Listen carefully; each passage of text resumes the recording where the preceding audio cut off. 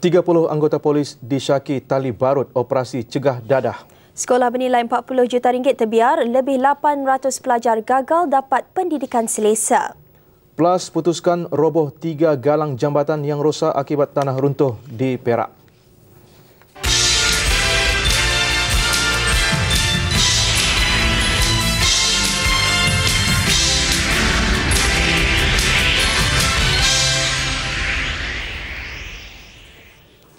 Assalamualaikum dan salam sejahtera. Harapkan pagar makan padi.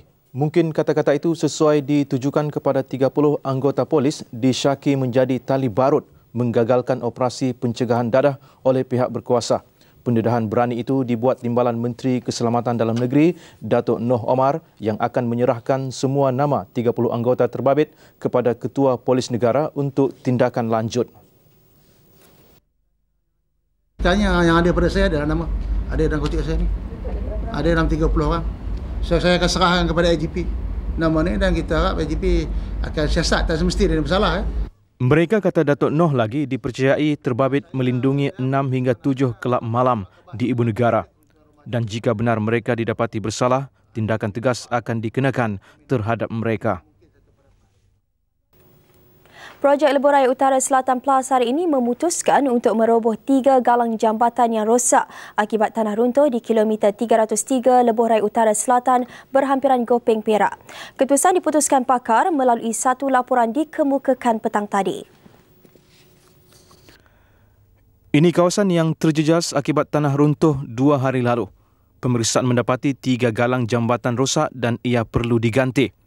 Di mana kerja-kerja perobohan BIM nombor 1 telah berjalan dan kita akan buat pada BIM yang kedua selepas pada yang BIM pertama habislah. Dan selepas kerja-kerja ketiga BIM ni telah selesai, kita akan buat pemeriksaan tapak sekali lagi untuk melihat keadaan BIM nombor 4 sama ada terlibat sama dalam kerosakan atau tidak untuk nak memastikan ketahanan struktur seterusnya lah. Kerja merobohkan galang terbabit bagaimanapun tidak akan menjejaskan laluan ke utara yang dibuka untuk kenderaan. Tinjauan kami siang tadi pula mendapati lalu lintas di laluan kontra 2 lorong menghala ke selatan mengalami sedikit kesesakan. Ini kerana kenderaan berat yang mendaki cerun bergerak perlahan. Laluan ke arah utara bagaimanapun berjalan lancar. Papan tanda amaran kepada pemandu yang melalui jalan dua hala itu diletakkan 1000 meter dari Plaza Tol Simpang Pulai. Lampu tambahan juga dipasang bagi membantu pengguna melalui jalan dengan selamat. Walaupun hujan, kerja membaik pulih dan pembersihan masih giat dijalankan syarikat konsesi projek Lebuh Raya Utara Selatan PLAS. Sebagai langkah tambahan, pondok polis bergerak turut disediakan ketika ini. Semalam, Menteri Kerja Raya Datuk Seri As-Sami Velu berkata, kerja pembaikan di lokasi terbabit tanah runtuh termasuk membaik pulih jambatan akan mengambil masa 3 bulan. Pengguna bagaimanapun khawatir kesesakan mungkin berlaku apabila musim perayaan Aidilfitri, Deepavali dan Krismas bermula tidak lama lagi.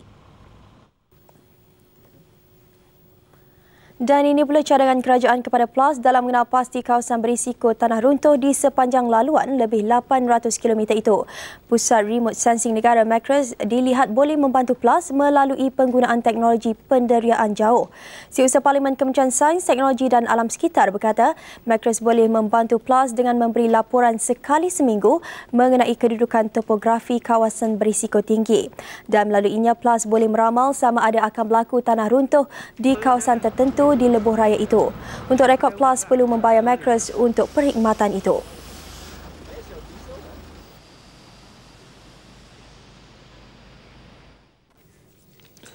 Kejadian tanah runtuh itu turut mendapat perhatian di Parlimen. Bagi ahli Parlimen terutamanya dari kalangan kelab penyokong kerajaan, perhatian serius terhadap sistem jalan raya di negara ini perlu diberi perhatian dengan Kementerian Kerja Raya perlu bertanggungjawab.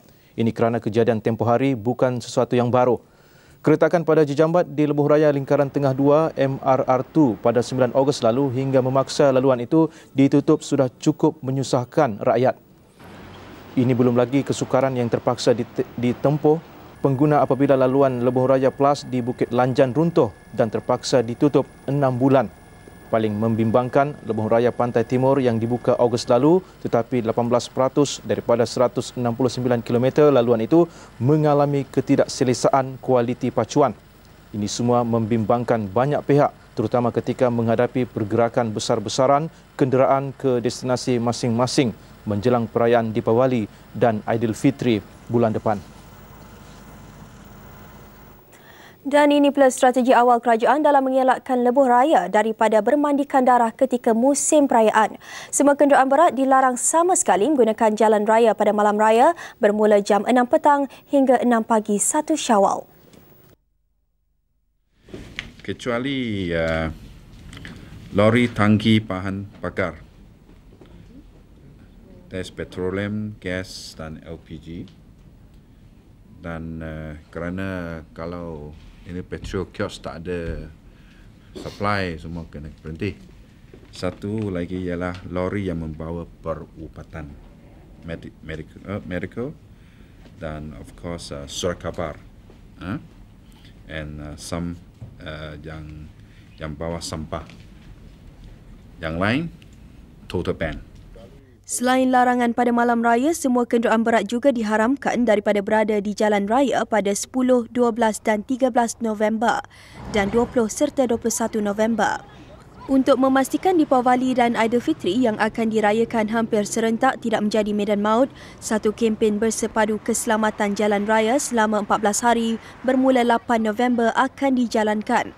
Tahun ini juga bakal menyaksikan saman maksimum RM300 tanpa dibenarkan rayuan akan dikuatkuasakan pada kesalahan yang dilakukan sepanjang tempoh itu. Saman dikeluarkan terhadap pemandu yang memandu melebihi had laju, melanggar peraturan memotong dengan selamat dan memandu secara berbahaya. Hendak sekolah, disediakan sekolah. Sudah siap, tidak pula dibuka. Itu dilema dua sekolah bernilai lebih 40 juta ringgit di Langkawi yang terbiar begitu sahaja meskipun sudah 3 tahun siap dan peluang lebih 800 pelajar mendapat persekitaran pendidikan sempurna tidak tercapai. Cantik dan moden. Itu paling sesuai menggambarkan Sekolah Menengah Kebangsaan Kelibang bernilai 24 juta ringgit dan Sekolah Kebangsaan Sungai Menghulu 16 juta ringgit. Selain disajikan panorama indah kerana dibina di lereng bukit bagaikan kawasan perumahan elit, sekolah ini turut dilengkapi kemudahan moden. Malangnya selepas hampir 3 tahun siap, ia masih belum dibuka. Dengan kos 40 juta ringgit dan tidak segera dimanfaatkan, kita tertanya-tanya apa sudah jadi. Tata atur struktur bangunan yang dikelilingi lereng tinggi turut menimbulkan kebimbangan pengguna. Jarak antara bangunan, pagar dan lereng ini misalnya terlalu hampir, tidak ubah seperti perangkap maut. Lebih kurang 3 tahun yang lepas lah. Itu cara membazir lah, cara bersekolah ni tak siap lagi, tak boleh guna lagi lah. Dia nampak bahaya tak nampak? Memang nampak bahaya. Bagi saya pun tak selamat lah benda ni kan. Pasal kita tengok daripada segi pagar dia tu kan, dekat dengan tebing kan. Tebing yang ketinggi kan, kalau dia orang panjat ke apa kan memang jatuh kan. Tak selamat lah kan. Sebab apa tu? Sebab tengok bukit dia tu lagu mana kan. Takut nak runtuh ke apa tak tu? Kemungkinan mungkin runtuh kalau hujan lebat kan. Kebimbangan itu berasas kerana terdapat kesan aliran mata air di celah-celah lereng ini. Majlis Perbandaran Langkawi MPL pula belum mengeluarkan sijil layak menduduki CF untuk kedua-dua sekolah terbabit. Penjelasan yang dipertua MPL Datuk Rafli Basir ketika dihubungi amat mudah. Mereka tidak menerima sembarang permohonan CF untuk sekolah berkenaan. Pegawai Pendidikan Daerah Langkawi Ismail Saari pula gagal dihubungi untuk penjelasan. Persoalannya, kenapa Jabatan Terbabit terus berdiam diri sedangkan sekolah itu dibina untuk kemudahan pelajar. UMNO tidak bercadang memberi penghargaan kepada mana-mana individu yang tampil mengemukakan laporan bersabit amalan politik wang. Ini kerana menurut Timbalan Presiden Datuk Seri Muhammad Najib Razak, tindakan ini boleh menyebabkan ahli lebih bersikap mementingkan ganjaran dan bukan demi parti. Setakat ini kita tidak ada sistem reward pada mereka yang memberi maklumat. Sebab kalau ada sistem reward pun kita nak tahu sama ada dia beri laporan tu kerana reward itu ataupun apa-apa tujuan yang lain. Beliau bagaimanapun berharap semua ahli berani tampil mengemukakan laporan sekiranya mempunyai bukti. Saranan itu dikemukakan Ahli Majlis Tertinggi Parti Tan Sri Abdul Rahim Tan Becek yang duka cita dengan fenomena pelapor politik wang dibidas sebagai pengkhianat. Tan Sri Rahim membuat cadangan itu pada majlis kesyukuran meraikan naib Presiden Datuk Seri Muhammad Ali Rustam dan beliau anjuran pemimpin masyarakat dan badan bukan kerajaan Parlimen Kota Melaka malam semalam. Mungkin pucuk pimpinan boleh timbangkan dengan memberi penghargaan. Mungkin ada insentif. Mungkin ramai akan ke depan untuk mendedahkan perkara ini. Jadi penghargaan daripada pucuk pimpinan terhadap orang yang berani ke depan mendedahkan isu politik wang ini mesti jadi salah satu pertimbangan yang serius oleh pucuk pimpinan. Karnival Show Heboh TV3 yang dianggap kontroversi hari ini diberi pengiktirafan apabila dijadikan contoh oleh Kementerian Keselamatan Dalam Negeri dalam menjayakan kempen pencegahan dadah. Dengan menggunakan strategi baru membabitkan artis, satu karnival yang dinamakan sebagai Karnival 6 Jahanam akan diadakan akhir tahun ini. 6 Jahanam merujuk kepada 6 jenis dadah yang kerap menjadi ketagihan. Siang tadi berlangsung majlis pelantikan artis sebagai Duta Pencegahan Dadah di Putrajaya. Menurut Datuk Noh Omar, idea mengadakan karnival ini berikutan kejayaan Karnival Show Heboh TV3 menarik jutaan pengunjung.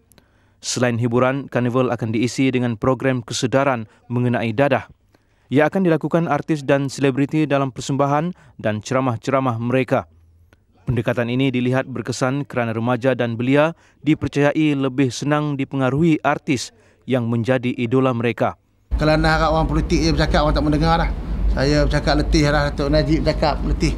Cakap pasal dadah ni. Jadi kita minta mereka selebriti ni pula akan bercakap pasal dadah, berkempen secara cara mereka sendiri. Jadi ini yang mungkin kita harap akan lebih memberikan kesan. Pada majlis ini, Datuk Noh turut melancarkan logo Karnival 6 Jahanam. Kita orang mungkin akan menyanyi untuk lagu dadah ke, untuk membatas dadah, dan mungkin iklan-iklan di TV, poster semua. Kami cuba pesan dan cuba nasihat, cuba bagi tahu pada mereka bahawa dadah ni sangat-sangat bahaya, boleh merosakkan diri, boleh membawa maut. Orang asli Bukit Lanjan, mereka antara termewah di dunia. Setiap keluarga miliki banglo dan pangsa puri.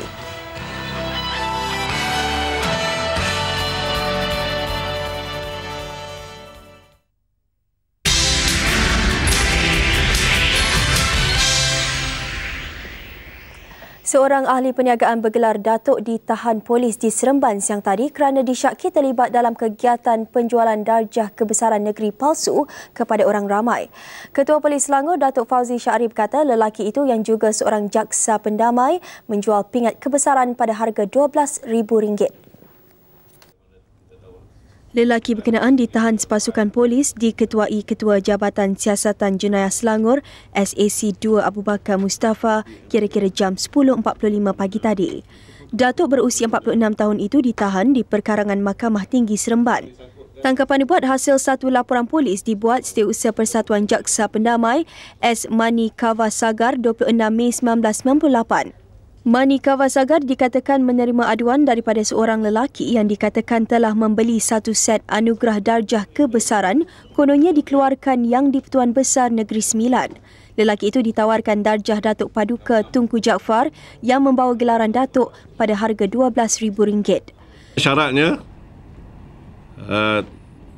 kena simpan dahulu. Tak boleh pakai sehinggalah satu masa iaitu sehingga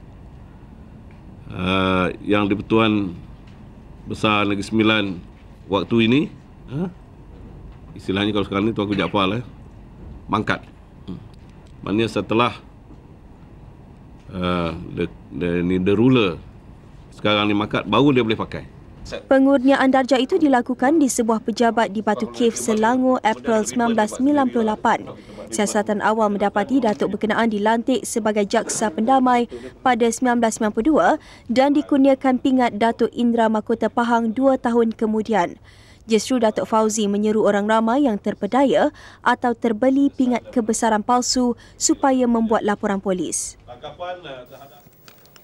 9 tahun lalu mereka kalangan orang asli yang hidup dalam kedaifan, tetapi kini mereka antara masyarakat asli paling mewah di dunia. Kita tinjau kesenangan hidup masyarakat orang asli Bukit Lanjan selepas impian mereka untuk turut dalam pembangunan negara direalitikan MK Land Holdings Berhad. Rumah mewah untuk masyarakat orang asli di kawasan Damansara disediakan anak syarikat MK Land Holdings Berhad, Saujana Triangle Sendirian Berhad. 147 keluarga terbabit. Dari rumah pondok di dalam hutan, kini mereka mempunyai segala bentuk kemudahan seperti masyarakat moden. Di samping sebuah banglo untuk setiap keluarga, juga diberikan rumah teres 2 tingkat di samping pangsapuri untuk setiap anak orang asli. Ia sebagai usaha menjana pendapatan mereka menerusi penyewaan rumah. Selain itu, mereka turut diberikan Dewan Serbaguna, surau, muzium dan balai adat, tabika serta 3 unit rumah kedai 2 tingkat. Kejayaan MK Land Holdings Berhad dalam menunaikan semua janji kepada masyarakat orang asli Bukit Lanjan diumumkan Pengerusi Eksekutif Tan Sri Mustafa Kamal.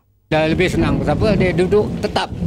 Tak ada pindahan dah, dia ada rumah dia yang tetap, dia cari pendapatan pun tetap.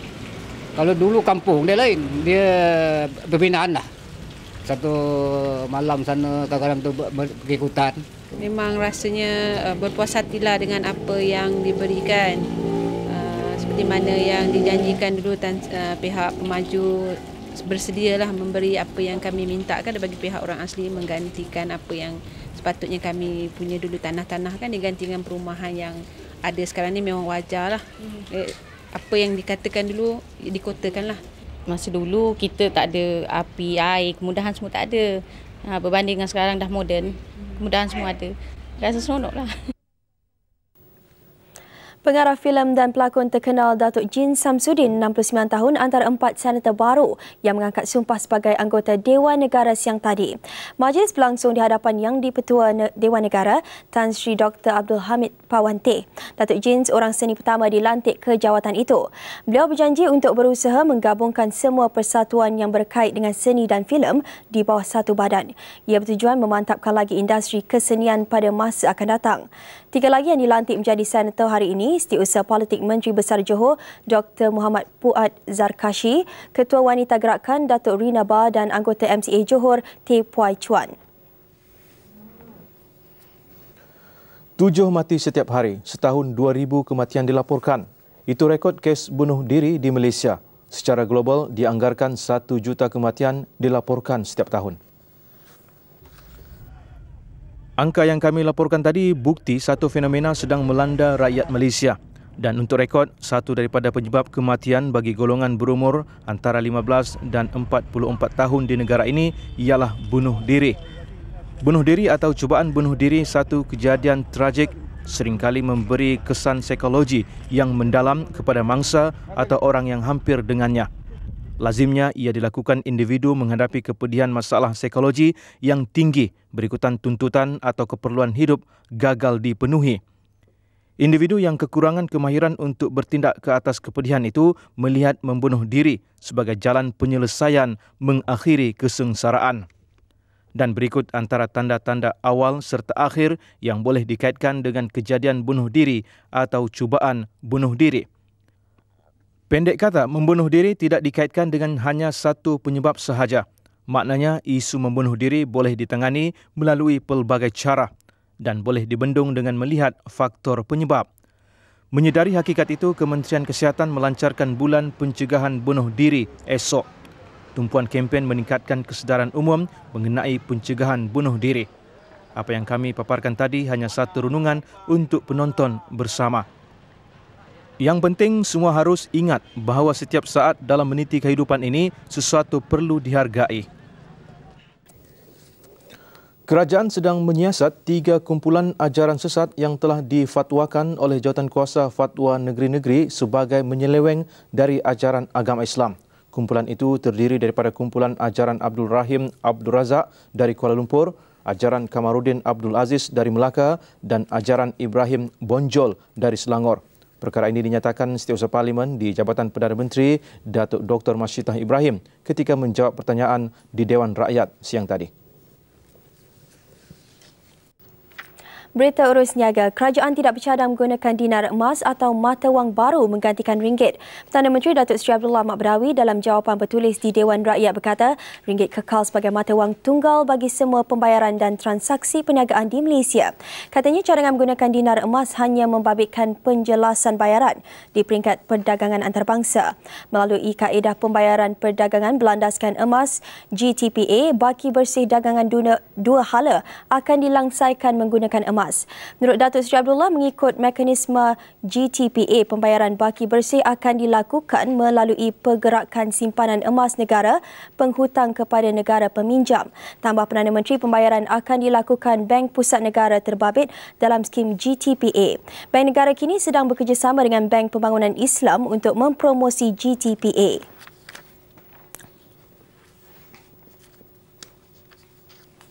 Golden Hope Plantation Berhad kini yakin harga minyak kelapa sawit terus kekal melebihi RM1,400 setan dalam tempoh 6 bulan akan datang. Menurut Ketua Kumpulan Eksekutifnya, Datuk Sabri Ahmad, jangkaan itu berdasarkan musim perayaan yang akan datang selain kenaikan harga minyak petrol dunia. Menurut Datuk Sabri, harga minyak sawit dijangka konsisten disebabkan permintaan tinggi, khususnya sepanjang musim perayaan tahun ini.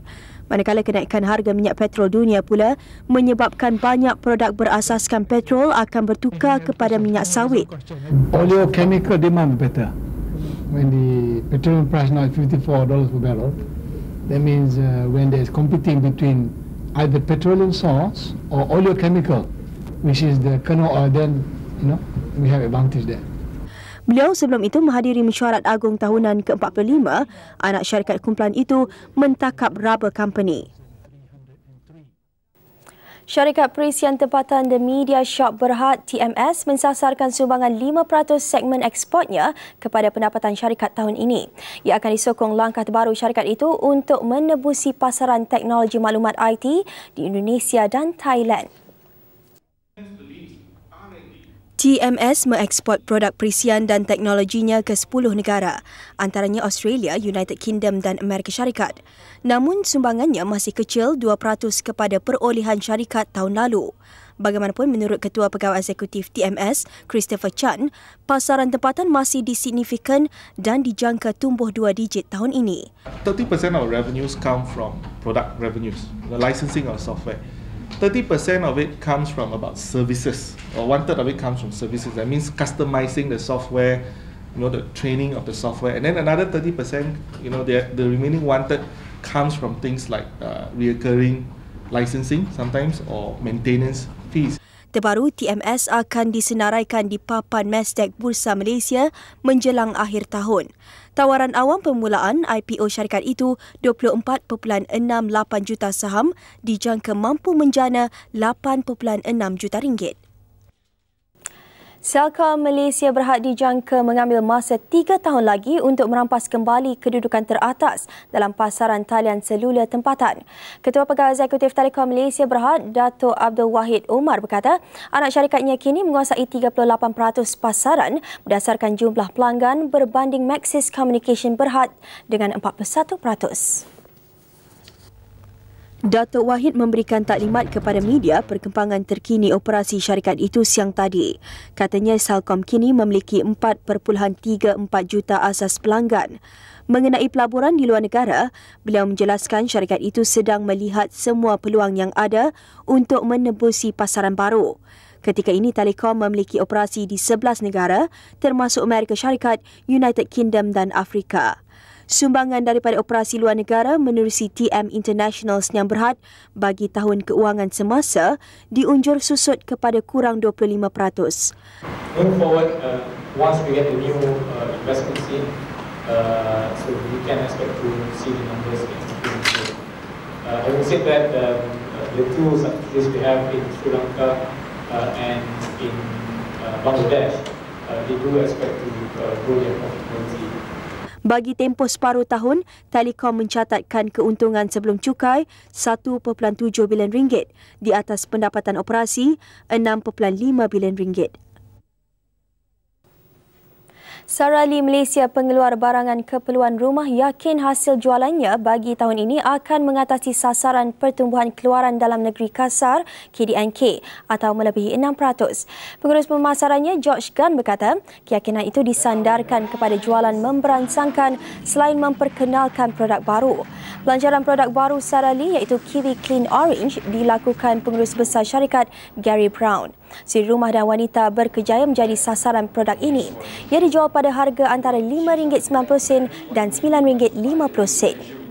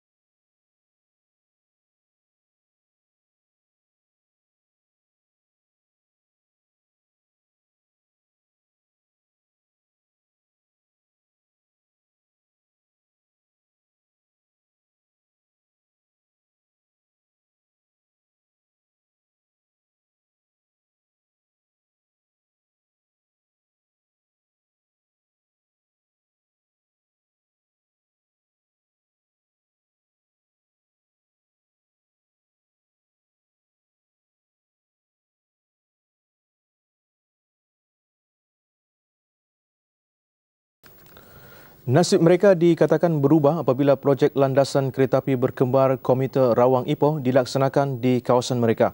Namun perubahan yang dilalui lebih buruk daripada sebelumnya. Itu nasib peniaga di Pekanrasa Hulu Selangor yang dulu pendapatan purata mereka mencecah sekitar RM1,000 tetapi kini menjunam mendadak RM20 sehari. Beginilah Jalan Kuala Kali di Pekanrasa yang ditutup untuk pembinaan laluan bawah landasan keretapi berkembar komuter Rawang Ipoh. Kepingan zinc menutup kedua-dua jalan ini ibarat menutup pintu rezeki peniaga yang telah berniaga sejak lebih 20 tahun. Kedai makan ini misalnya dulu dikunjungi penggemar roti canai dan teh tarik tetapi kini lengang. Pengusaha kedai gunting rambut pula mengeluh pendapatannya untuk bulan ini tidak sampai RM150. Sedangkan sewa bulanannya RM300 dan tidak termasuk bil elektrik dan air. Untuk membuat projek yang sebelah sana pun dah ambil masa 3 tahun. Sebelah sini dia orang janji dalam setahun. Tapi hari ini kita sendiri boleh nampak tak ada orang bekerja. Dan ini dah sebulan. Macam ini dia orang korek. Sejak dia orang dah tutup zinc, tidak seorang pun datang untuk beli barang. Walau beli barang pun tak apa. Orang niaga yang hantar salesman nak hantar barang pun tak datang. RM20 pun susah tengok. Lasi rumah pun penuh pun tak ada orang mari sini beli. Tak ada orang pun mau buka mas. Sekarang wang tak masuk. Apa macam tak mau buka. Lagi mati. Mereka yang ditemui mengadu pelbagai pihak telah dihubungi termasuk kontraktor utama turnkey projek ini, Keretapi Tanah Melayu Berhad dan Wakil Rakyat Kawasan. Namun tiada reaksi positif diperolehi. Saya akan bincang masalah ini dengan Menteri Pengangkutan dan juga Ahli Parlimen Hulu Selangor, Datuk G. Pandiwelu telah membawa perkara ini kepada KTM. Perkara ini boleh dibincang dan kita cari jalan macam mana boleh dapat diselesaikan. Seketika nanti, penyela kilang didakwa bunuh anak saudara sendiri berusia 4 tahun.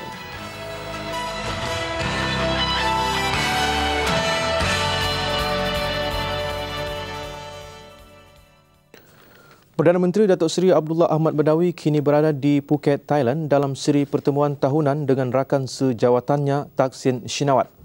Beliau yang tiba petang tadi kini sedang mengetuai perbincangan peringkat delegasi khususnya keadaan di selatan Thai. Laporan awal menyebut Thaksin mempunyai maklumat terkini untuk disampaikan secara peribadi kepada Datuk Seri Abdullah. Suasana aman di Pulau Peranginan khususnya di Laguna ini nyata berbeza berbanding dengan keadaan di beberapa daerah lain di selatan Thai. Sudah pasti bagi Thaksin, ia menyediakan satu gambaran yang beliau inginkan untuk seluruh pelosok negaranya. Bagi Thaksin, beberapa langkah sudah, sedang dan akan diambil untuk memastikan wilayah selatan Thai tidak terus bergolak. Ia termasuk menukar menteri dan kepemimpinan tentera. Konflik yang meletus awal tahun ini nyata runcing kerana setakat ini lebih 300 orang sudah terkorban. Wilayah terbabit juga dilanda virus selsema burung yang turut meragut nyawa. Berlatar belakangkan perkembangan itu, pertemuan ini diatur. Ia siri lawatan kerja antara kedua-dua pemimpin yang duduk berbincang dalam suasana yang tidak terlalu formal.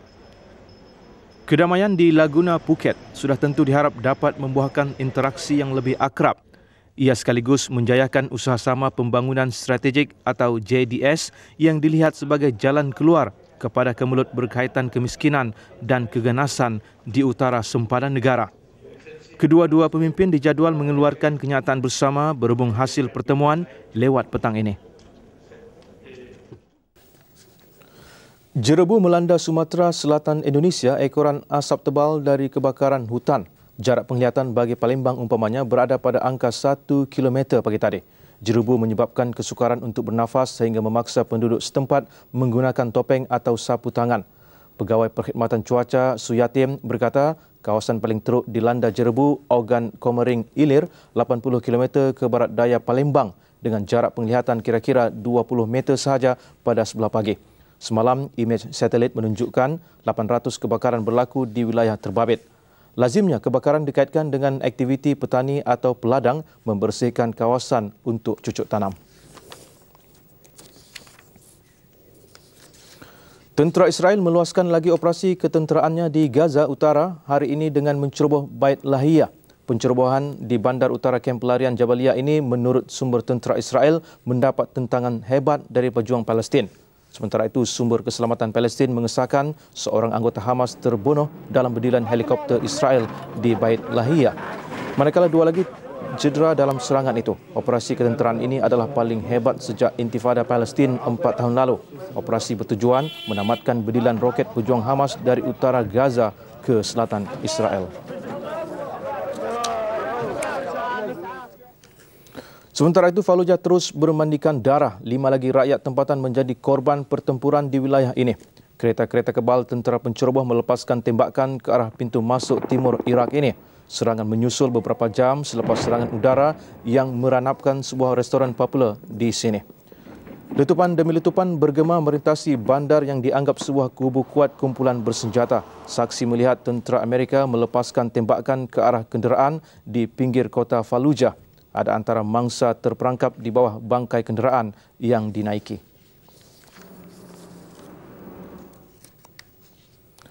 Iraq dalam pada itu mengalu-alukan pemeriksa senjata PBB melenyapkan kebimbangan berhubung dakwaan kehilangan pelbagai peralatan nuklear bekas kerajaan Saddam Hussein. Agensi Tenaga Atom Antarabangsa IAEA mendakwa peralatan nuklear Iraq disembunyikan sebaik saja Amerika Syarikat menakluki negara itu. Jurucakap IAEA Mark Gosdecki berkata maklumat itu diperolehi menerusi pemerhatian satelit dan risikan ejen IAEA di Turki, Jordan dan Belanda. IAEA bimbang kemungkinan kesemua peralatan dan bahan nuklear itu jatuh ke tangan pihak tidak bertanggungjawab. Peralatan dan bahan nuklear itu kononnya dikesan di Tuwaitah, sebuah kawasan di timur Iraq yang bersempadan dengan Iran. Bagaimanapun, tambah Gosdecki, ia kemudian hilang sedikit demi sedikit tanpa dipantau mana-mana pihak.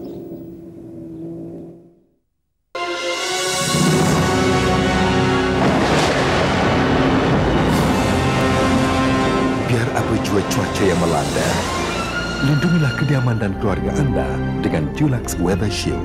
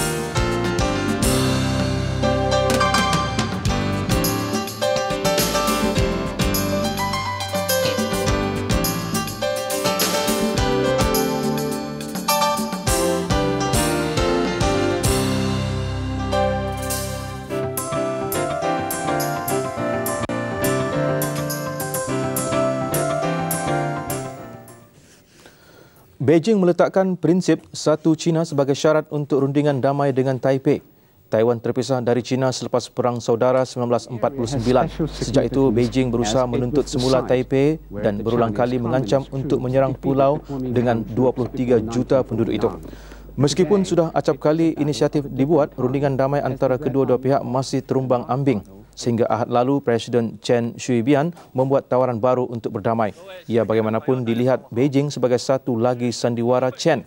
Sehubungan itu juga jurucakap Pejabat Majlis Negara Taiwan, Zhang Mingqing, pada sidang media hari ini mengingatkan Taipei mengenai syarat utama dialog. Jelasnya pendirian Beijing mengenai dialog merintasi Selat Taiwan tidak pernah berubah. Persatuan Hubungan Merintasi Selat Taiwan (ARATS) dan Yayasan Pertukaran Selat (SEF) Taiwan 12 tahun lalu mencapai konsensus. Kedua-dua pihak berpegang kepada prinsip satu China meskipun masing-masing mungkin mempunyai tafsiran berbeza.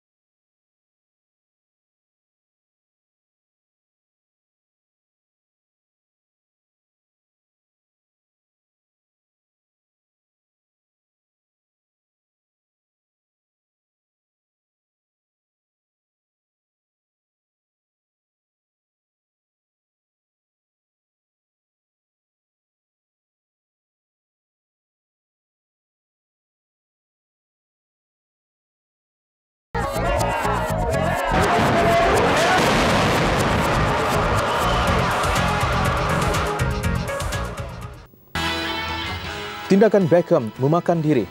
Laporannya bersama Abu Bakar Atan seketika nanti.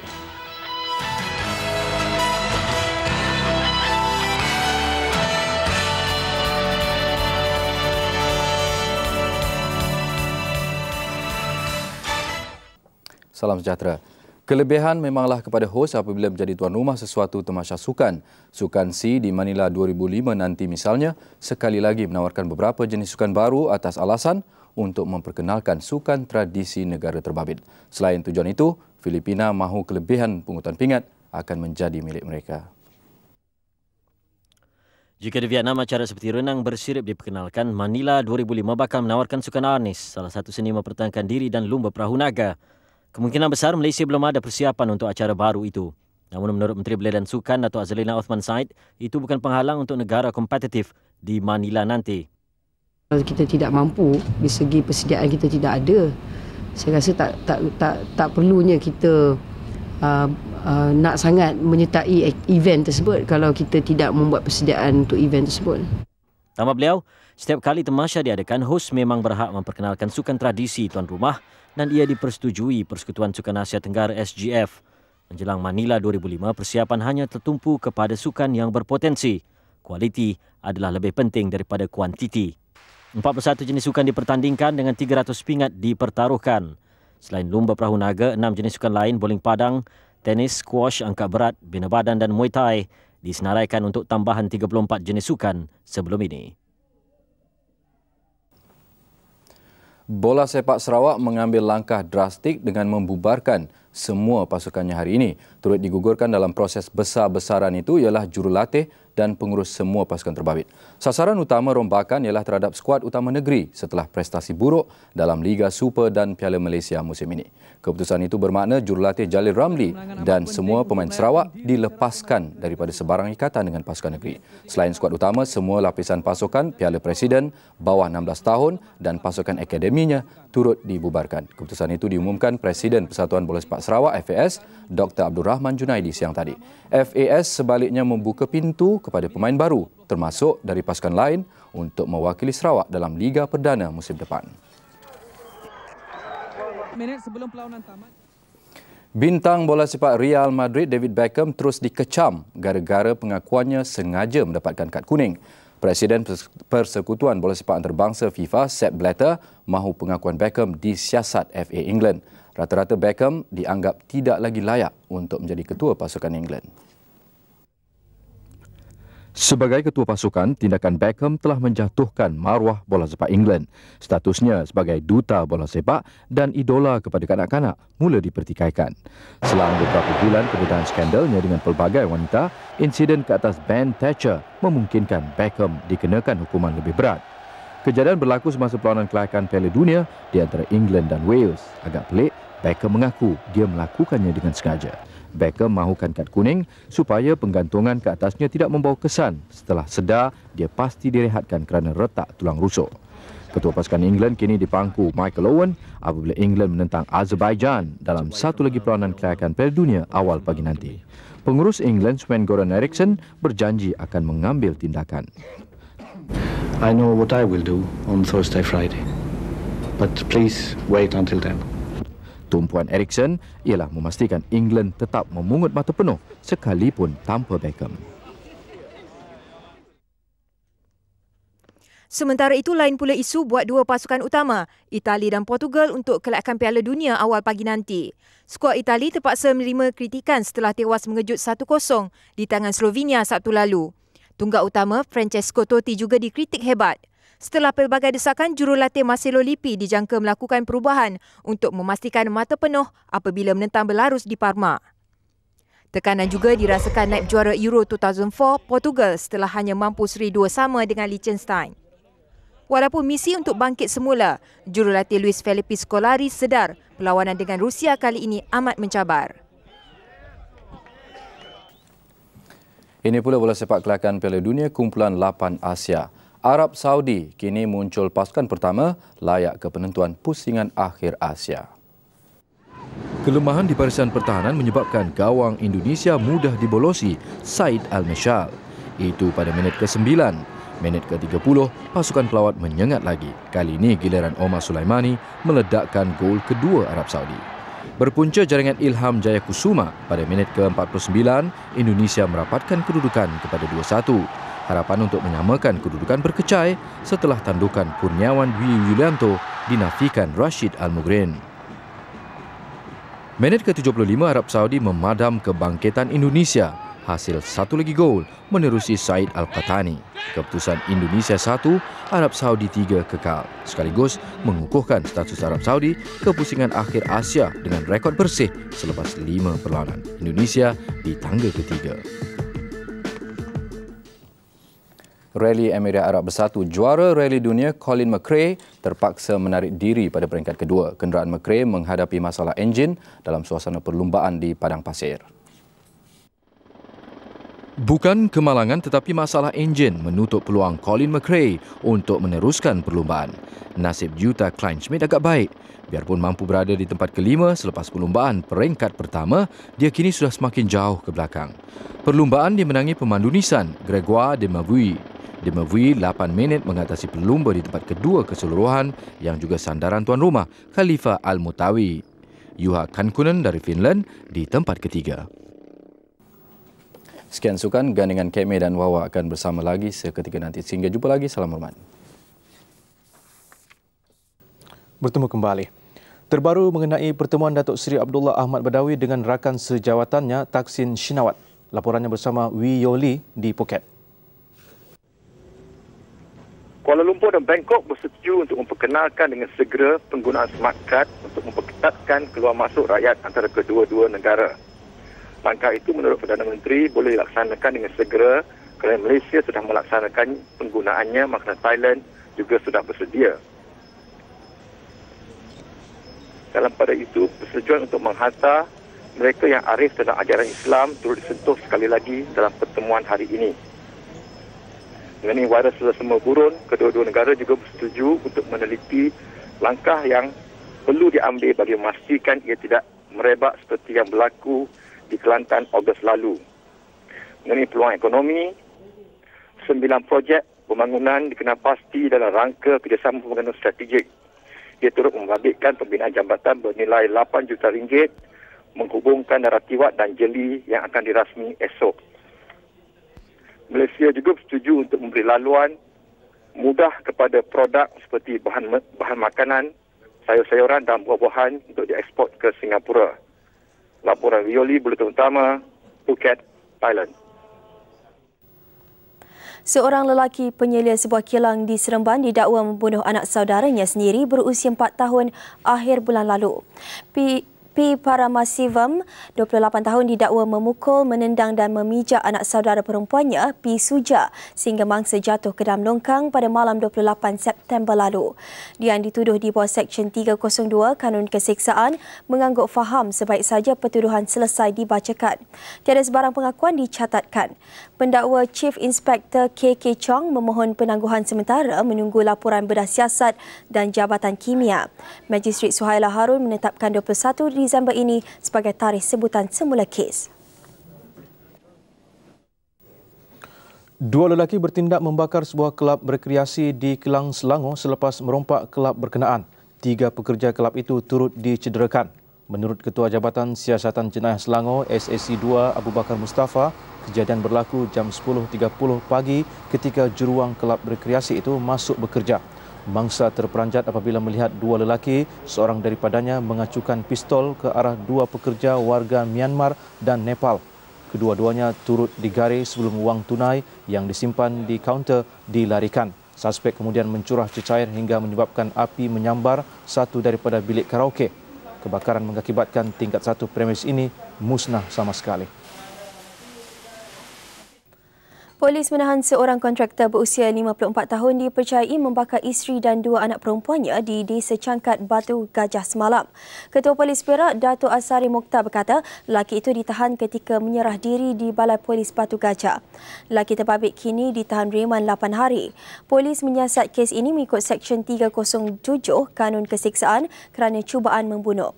R. Anjalai Devi, 48 tahun dan 2 anak perempuannya Malaini, 23 tahun dan Anuradha, 20 tahun yang melecur dan terbakar masih dirawat di Hospital Ipoh. Marilah berbuka puasa bersama keluarga anda di Majlis Pelancaran Bazar Ramadan 2004 di Bandar Baru Uda, Johor Bahru, 17 Oktober ini. Selain pelbagai juadah berbuka puasa, anda akan dihiburkan dengan acara dan persembahan menarik. Selamat menjalani ibadah puasa. Buletin utama diakhiri dengan pameran unik permainan kanak-kanak seawal tahun 1910 di Uruguay. Itu sama hormat.